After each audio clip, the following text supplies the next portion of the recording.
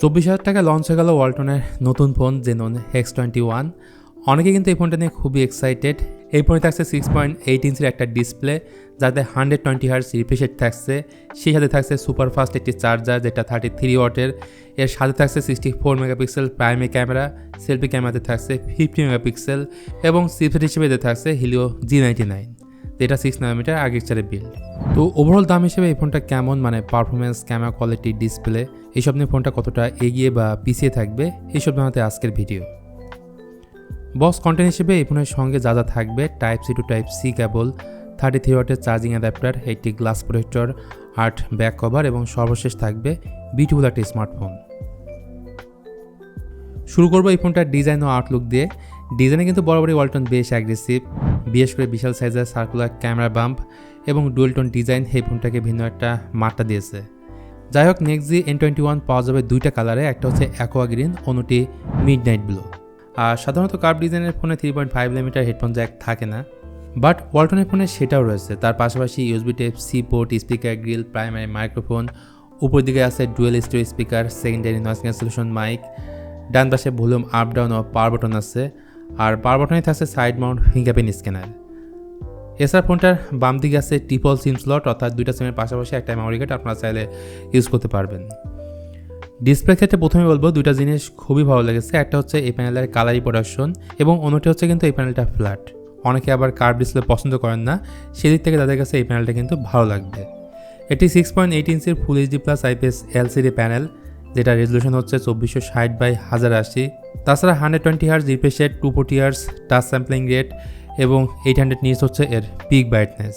আর ওয়ালটনের অন্য ফোনের মতো এই ফোনে থাকছে কিন্তু ডাইনামিক ক্যাপসুল। তাছাড়া এই ফোনে ওয়াইড অন এলনের লাইসেন্স থাকছে।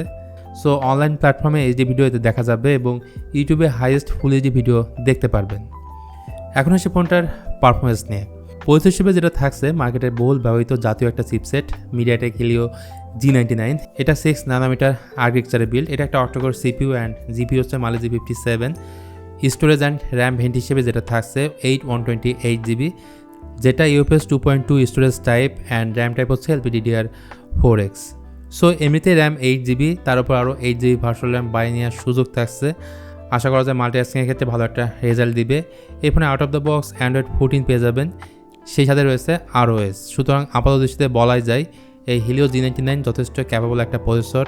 এটা র্যাম ম্যানেজমেন্টটাও কিন্তু ভালো। তারপর আসেন ফোনটার ব্যাটারি ব্যাকআপ অ্যান্ড চার্জিং নিয়ে। 5000 mAh ব্যাটারি থাকার পরেও ফোনটা তেমন একটা মোটা না।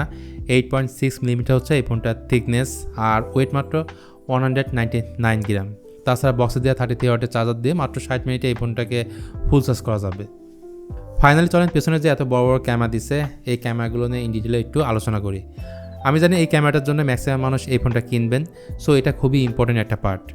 জেনন X21 এর পেছনে মোট 3টা ক্যামেরা আছে, যার মধ্যে থাকছে 64 মেগাপিক্সেলের Sony IMX682 সেন্সর, যার অ্যাপারচার f1.9, সাথে একটা 2 মেগাপিক্সেলের ম্যাক্রো সেন্সর রয়েছে, আর রয়েছে 2 মেগাপিক্সেলের একটা ডেপথ সেন্সর, আর সামনে রয়েছে 50 মেগাপিক্সেলের একটা সেলফি ক্যামেরা।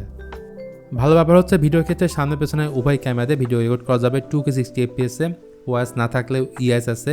এমনিতে প্রাইমারি ক্যামেরার ইমেজ কোয়ালিটি যথেষ্ট ভালো, dynamic range, white balance, colour tone সব কিছুই পারফেক্ট। তো ওয়ালটন জেনন X21 নিয়ে আপনাদের কোনো প্রশ্ন থাকলে সেটা জানাতে পারেন কমেন্ট করে। আর ভিডিওটা ভালো লাগলে please hit the like button, share করতে পারেন আপনার বন্ধুদের সঙ্গে।